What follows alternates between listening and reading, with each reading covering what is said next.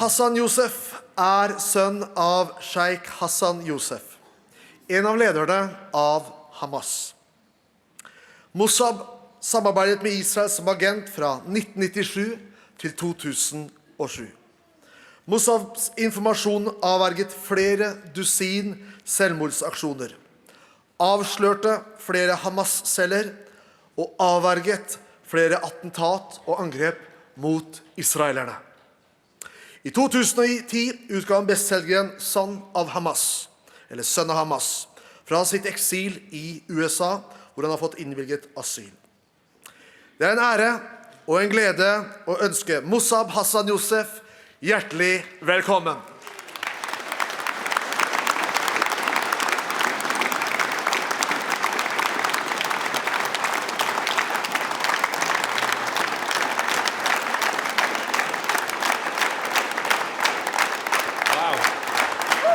Thank you. I've got few fans, I guess, in Oslo.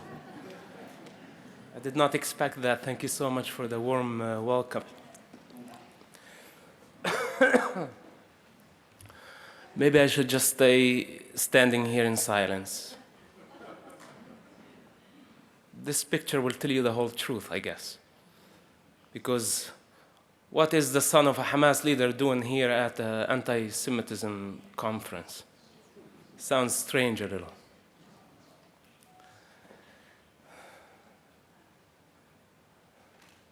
I was walking down the street and I saw a brother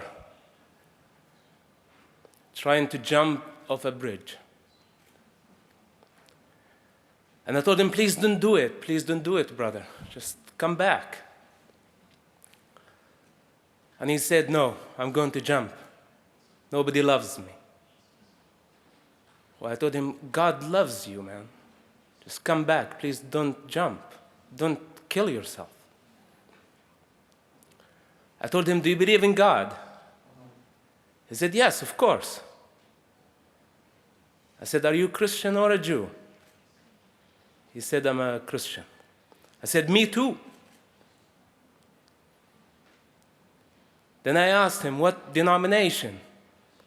Protestant or Catholic? He said, Protestant. I said, me too. What franchise? He said, Baptist. I said, me too.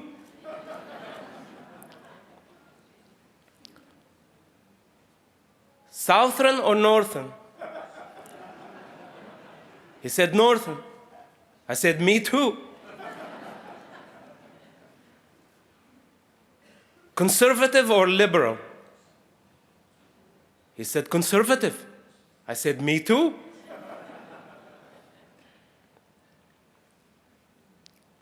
Then I asked him, which conservative council? 1879 or 1912? He said, Baptist Conservative Council, 1912. And I said, what? Then die, you heretic. And I pushed him over.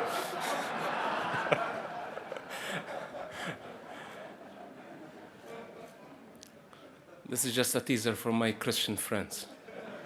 I don't know what denomination you're coming from, but it really doesn't matter.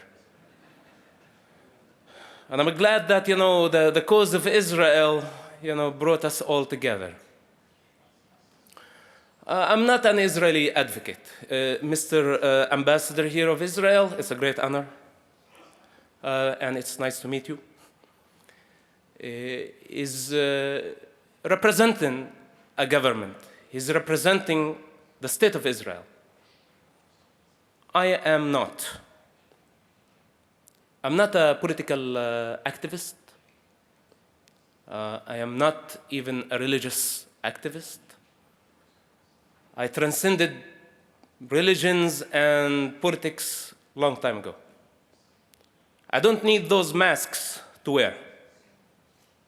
And I'm straightforward. But when I speak of Israel, it's not coming from a political point of view.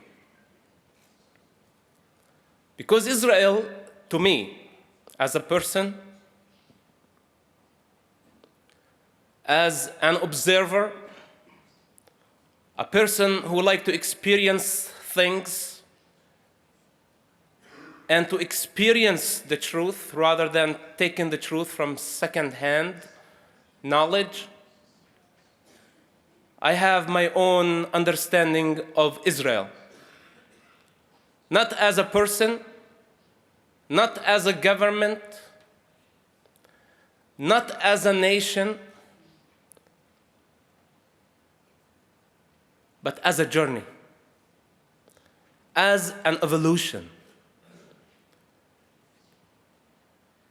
And anyone who is anti-Israel,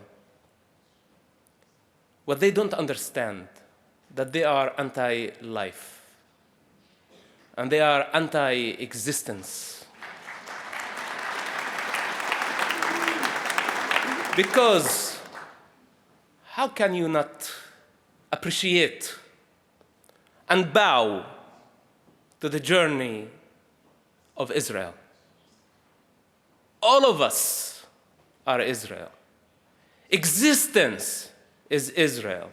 Humanity is Israel.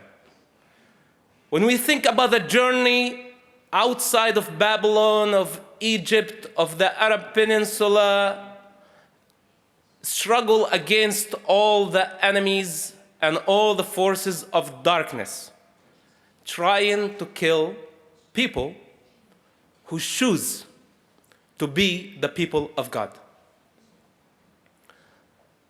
They're not the chosen ones because they are the chosen ones. They are the chosen ones because it's a choice they have made. I don't know and I don't care what imagination in their head about God, but they choose God. And I appreciate that. You read my mind, brother. Thank you so much. You're welcome. That's nothing.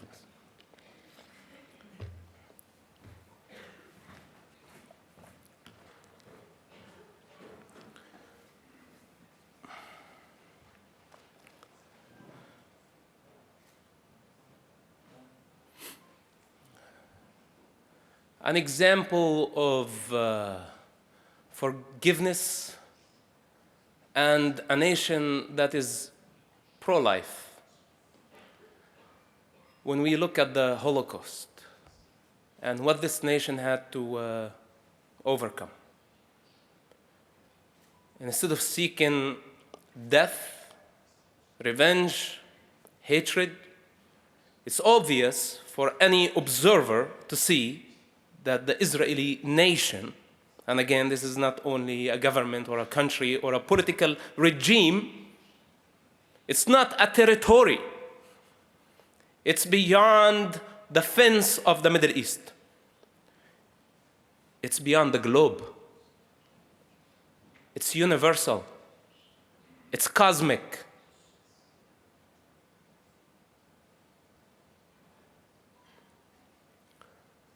And choose life.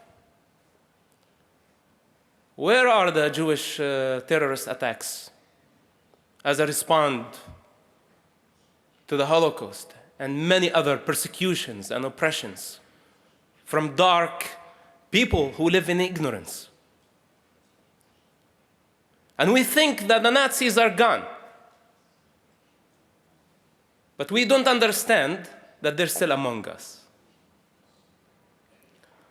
Those who deny the Holocaust are Nazis. Simply. I take responsibility for this.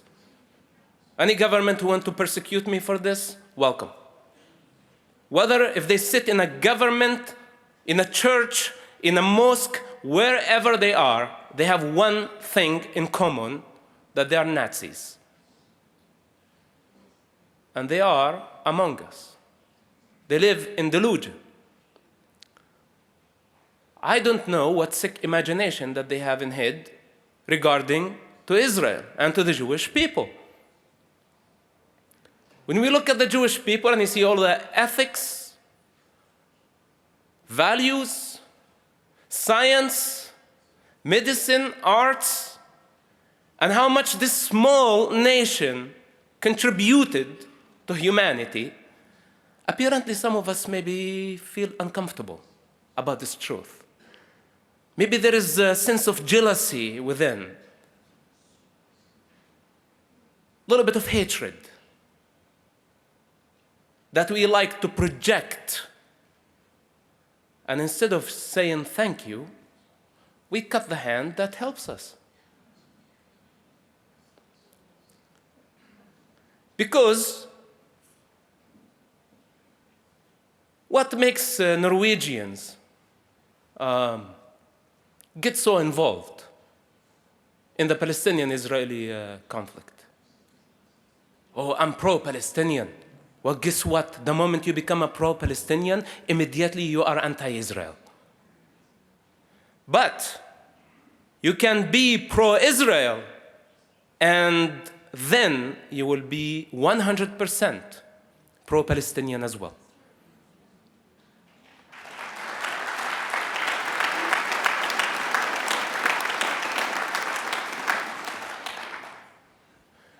There is no difference between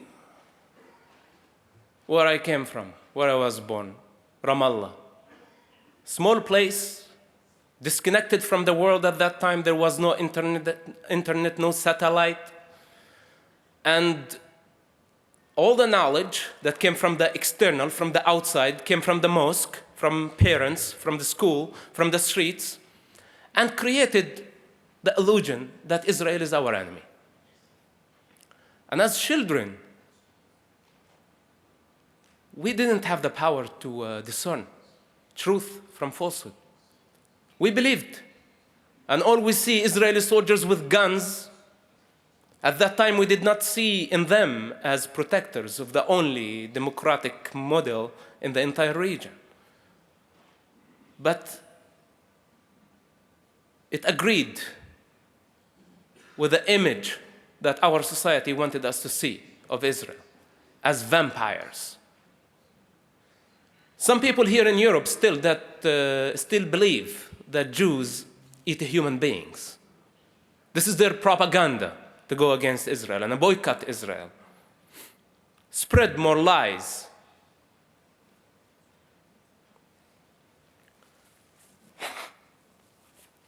Excuse me, I had a cold a few days ago.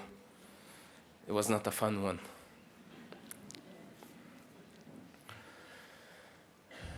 Conditionings. Palestinian leaderships, Hamas and Mahmoud Abbas, the right and the left, moderates and extremists, they all have one thing in common: their hatred towards Israel. Actually, what's so-called moderate Palestinian, in my opinion, is more dangerous than the extreme one. Because the extreme terrorist, we know their intention, we know what they're all about, and we know how to deal with them somehow. At least there is a plan. But the hypocrite who hate with the name of peace and with the name of love is much more dangerous, much more sophisticated lie, in my opinion. They know that there is no room for a Palestinian state, but they are pushing a Palestinian state anyway. Yasser Arafatism did not die when Yasser Arafat died. It's a phenomenon. Palestinian leaderships, they know. The more Palestinian children die, the more Europeans, full Europeans, will sympathize and give us money. More Arabians will give us money. And the more chaos we create in the region, the more sympathy and the more support we get from the free world. This is their game. And the fools in Norway, and the fools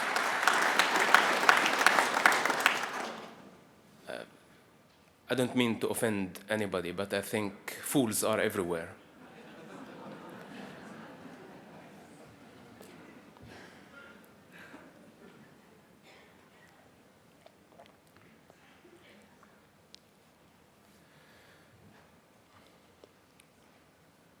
we sympathize. We see children dying. Well, I also feel emotional when I see children of Gaza suffering. But the question is, who is responsible? Instead of standing for the truth, but because truth is multidimensional, and we are not able to discern truth from falsehood, we are not able to make sense of what we see, we just get a bit emotional, emotionally tickled, and we project our hatred on somebody. Let's blame someone, anyone. I cannot see these children dying anymore. So we start blaming. Oh, the state of Israel. Oh, but the state of Israel said 1,000 times for the population, evacuate, get out of this area. We are bombing this house. It has militia in it, get out. And the Hamas people wanted the children to stay in the area. They wanted civilians to stay in the area as human shields because they want civilians and innocent people to die. If civilians, children, women, elderly people don't die anymore, this means there is no money. I guess this is clear right now, right? The Palestinian problem, and I love my people. I was just walking down the street and I saw a woman on the side of the street asking for help. And I see motherhood wherever I go. We are not separated. They're part of us. They're part of the human family. Wherever I go, I see my mother, and I see my grandmother, and I see my neighbors. I understand their struggle. But this is the time to take some responsibility. Enough blaming Israel. It's a very dirty game. This is the attitude of escapists who always like to blame. Show me one example of a Palestinian leadership that came in one conference and they said, we are so sorry, we were wrong at one single freaking policy throughout their entire struggle. Not even once. They took responsibility. They're perfect. They cannot make mistakes. Because all the mistakes simply are blamed on Israel. While the Israeli prime minister and the Israeli government, which is, a bunch of other politicians, and I'm not a big fan of politicians anyway, but they are accountable to the stupid media, at least.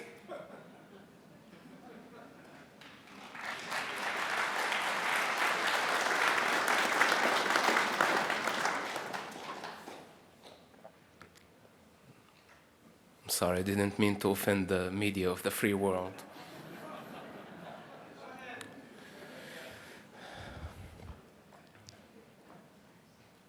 Back in 2004, a building collapsed in Ramallah, my hometown. And because of corruption and because of the limitation of the Palestinian Authority, they were not prepared to have a rescue team. People were under the rubble, screaming, dying, practically, and people could not get them out. So they needed the help of the Israeli authorities now.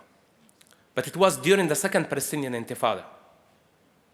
There were airplanes, there were assassinations, there were suicide bombing attacks.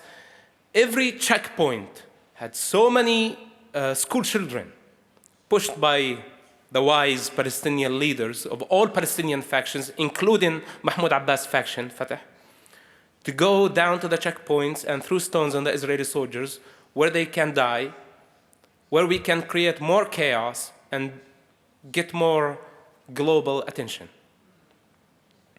So now, what can we do? I was part of the Israeli intelligence at that time. And by the way, I'm sorry that I didn't take you through the chronological order of my story. We wouldn't finish today. I know why we are here. Some of you know who I am. Some of you don't. It really doesn't matter if you don't. I say what I say. It's going to take you a while to digest it. Good luck. So now I'm part of the Israeli intelligence, and we need to see what's going on, you know, the safety of the troops. Those are people now, they're coming to rescue. They are on a humanitarian mission. So I was in the area, and the Israeli Defense Force came to protect the rescue team, and they were able to save dozens of Palestinian workers from beneath the rubble. They worked an entire day, and the Palestinian people watching. The children of the refugee camps, women, everybody is watching the rescue. And I thought to myself, how do they feel about this right now? For me, you know, I was fascinated, you know, to see, you know, how democracy function in situations like this. You know, war is something, conflict is something, humanity is something else. Now there is a crisis. People are dying, and we are here, not because we are Israelis, because we are human beings trying to help other human beings, regardless of what happened last night, regardless of what's going to happen tomorrow, or possibly on our way out of the city of Ramallah. And this is what I think the rescue team did not expect. What would happen on the way out of Ramallah after a one day of saving dozens of Palestinian lives?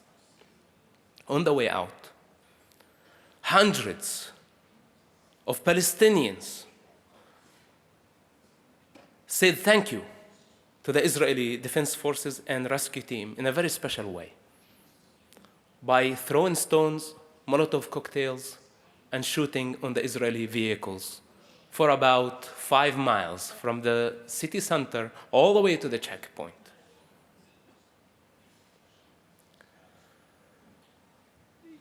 This is ugly. And this is not only one incident.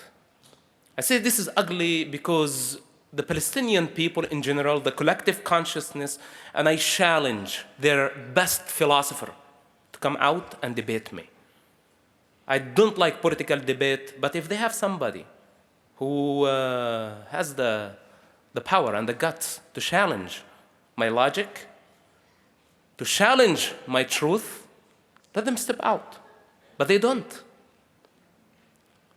They like to stay in gray areas, in shallow waters. This is where they prefer to be. They like the type of media like CNN because they are too emotional and they know how to manipulate them.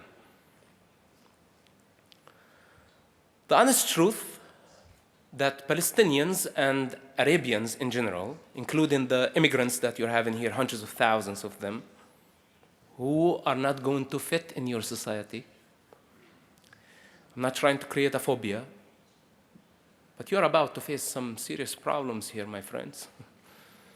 Before you talk about the Palestinian-Israeli problem, well, Israel knows how to deal with its own problem. You need to redirect your lens from the outside to the inside, because you've got some serious issues here on the ground. And you did a very nice job of convincing people who live on the other side of the world that you have created the perfect system and paradise, and they believed. And all of them immigrated from that world to this world. Now the problem, that they are going to be in a shock, that this is not the paradise that meets with their imagination. And there's going to be a void, and there is going to be a gap of both people. And only God will be able to bridge that. I hope that in the meantime, there won't be lots of violence.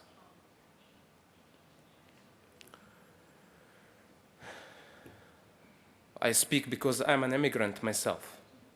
I know the hard choices of an immigrant.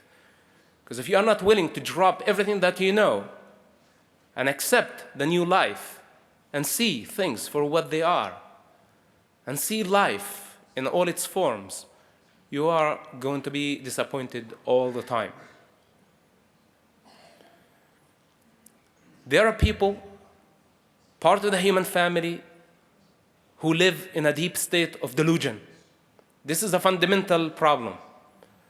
As lust, hatred, anger, greed, delusion, they're all fundamental problems, human conditions that don't differentiate between North and South, between Catholic and Protestant.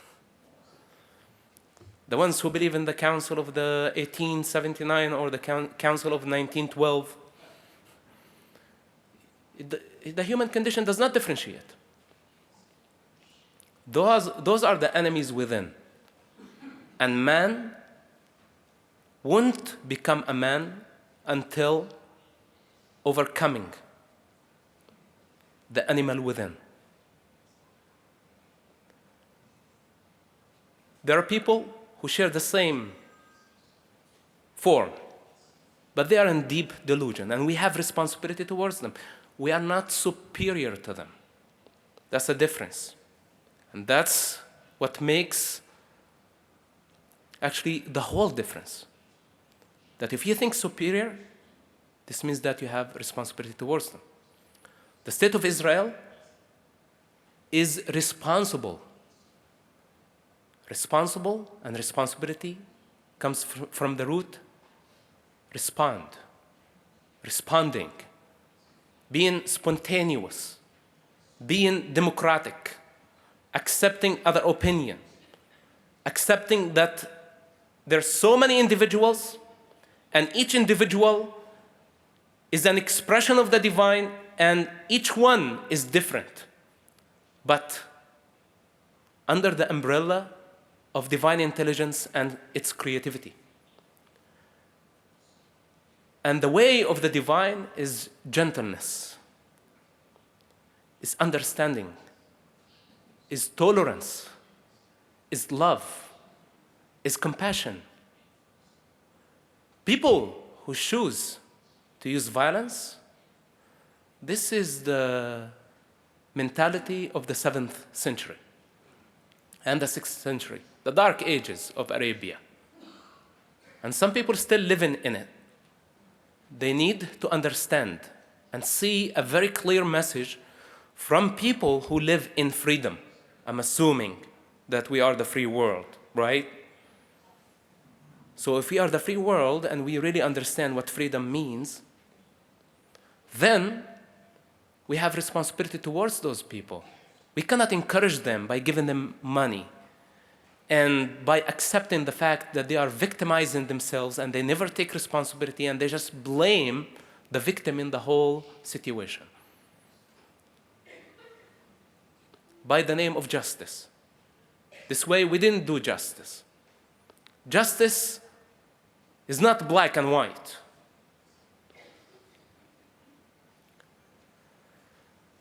This doesn't mean that we persecute those people. This doesn't mean that we punish them. But at least we don't give them more money. They want to use violence for money. We don't give them money. We unify. They want a Palestinian state, but they don't know how to be independent. Well, what's the point? Well, first, show me an example. How can you be independent? Democratic. Instead of just playing the democratic game to convince the whole world that I am democratic, now give me lots of money. They do it for the outside world. They didn't do it for the welfare and the health of the society. They do it just to convince people that we are modern, that we are responsible, and now we can receive everything. No, they need to show a real example of responsibility, of accountability, not to the European Union, not only for the United States of America and the superpowers, but to existence itself, to life. This is not about hypocrisy. They have been hypocrites for a long time, and many people have been dying because of their hypocrisy. This hypocrisy has to come to an end. By the power of truth, Israel's existence is not accidental.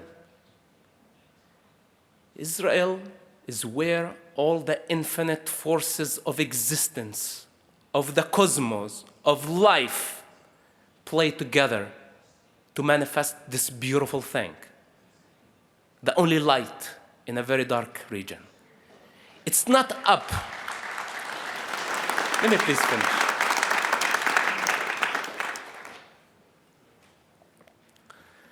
It's not up to the superpowers, and it's not up to the Norwegian moralists. To those I say, wake up. Wake up before it's too late. If you want to mock the other party, find a different reason. There's so many social problems here in Norway. Focus on them. Forget about Israel. If you don't understand the reality there, forget about it. Don't make a stupid judgment, because the consequences of this judgment and whatever money you're given towards that and support will just make things worse and worse every day. And more children will die. Those people need to ask themselves, have I contributed towards killing more children in Gaza while I'm thinking that I help those children? This is how a truthful person thinks. It's not a funny thing, truly. It's a very serious issue. And if I have not lived it, I wouldn't have actually the authority to stand here this afternoon and say those words. I know that some of them are harsh. And this is why I'm very controversial. And this is why many people label me as Islamophobic. But it's okay. It doesn't matter what the entire world think of us. What really matters, to know who we are. My stand with Israel is fundamental. It's a beautiful model. What are we talking about? We're talking about the nation of Moses, of Jesus the Christ. Jesus the Christ, people. Protestant and Catholics. Come on. He's coming from a Jewish background. No offense, but he's Jewish, whether you like it or not. Einstein. Those for the ones who believe in science. And for the ones who love art, think about Steven Spielberg, which I love very much. Again, Israel is not only a government. As the ambassador of Israel said, it's a government. It has its own mistakes and faults. It's happened in every system. There is no perfect system. Mistakes happen. And you can challenge them. And actually, the Israeli government is very open to be challenged. They cannot hide. They claim to be a democracy. Take advantage of that. Kick their butt if they do something wrong. I will be with you if I have time. But don't criticize an entire journey of a nation that has shown so much love, so much responsibility, just because of political things. This is very cheap, and it's very shallow, and it's very naive, and it's very ignorant. It saddens me to see examples like this in what's so-called the free world. Because this is not freedom.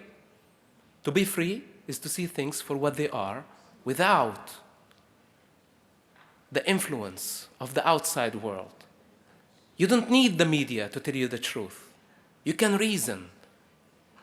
You can see through all the layers of ignorance.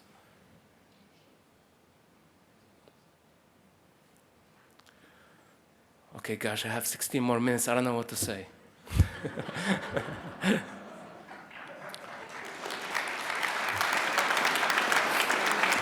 I try to conclude. Is that right, 16 more minutes? Okay, I try to conclude in a few more minutes. I don't want people to be bored. It's really sad, how politics separate us, But But I just came to realize that there is no way to separate motherhood. And motherhood is not only limited to our mothers, biological mothers. It's the motherhood of earth. You know, I had the privilege to meet with so many beautiful mothers from Israel, Jewish mothers. Some of them are annoying, I have to say. But loving people, you know, people who think mothers are only Palestinian mothers, they're mistaken. You know, throughout the journey, I met so many beautiful manifestations of motherhood, of fatherhood, of brotherhood, sisterhood. In every culture, in every country, wherever I go, their presence is just around. We're never alone. We're not Norwegians. We're not Israelis. We're not Palestinians. We're not Arabians. We're one family. But sometimes the political borders are the necessary evil. And the Israeli borders need to be protected. And the Western civilization needs to be protected. It's the necessary evil. I hope at some point we will live in a world where everybody will be responsible. So we don't need the police, and we don't need the traffic lights, and we don't need the intelligence services and the secret service and all that, and the bodyguards. Those are not my bodyguards, by the way. So eventually we are going to get there. But in the meantime, when there is a certain territory that we protect a certain idea, certain value system, it's okay for now. And I am pro that. Democracy is not the final solution. Democracy is just a cure for the human condition, for the human problem. Because we cannot agree on one thing. And instead of fighting, we came up with this model, the Greek philosophers, thanks to them, Socrates and Plato and others. But actual and true democracy was never born. If we want to criticize a democratic system, the only democracy in the Middle East, what do we think of ourselves? Do we think that we have a perfect model of democracy here in Norway? Or in Europe? Well, look at corruption. And look at the politicians here anyway. So before we throw stones on other people's houses, we need to make sure that our house is not of glass. Anyway, many things to say. It has been a privilege. And again, I'm not a politician. Maybe you can sense this. That's why I choose to criticize a little. I'm not big fond of politicians, priests, mullahs. I choose the truth. I choose God. I choose the divine. And I don't need a middle person to connect me there. And I hope that this is the approach of each one of us, to get out, to drop our masks, to drop our identities, and come to a place of freedom. The Pope had a big conference, and he announced that he had very good news, but also bad news. The very good news that Jesus the Christ, the second coming of Jesus the Christ, is about to happen. He's going to come and bring all the Christians, all the denominations, all together to unify them under the ceiling of one church, one temple, the Church of Christ, the Church of God. And everybody cheered, whoa, amazing! But then he said, now is the bad news. The bad news that the conference is going to take place in Salt Lake City. Thank you so much for coming. God bless you. God bless the free world. God bless the state of Israel. Thank you so much.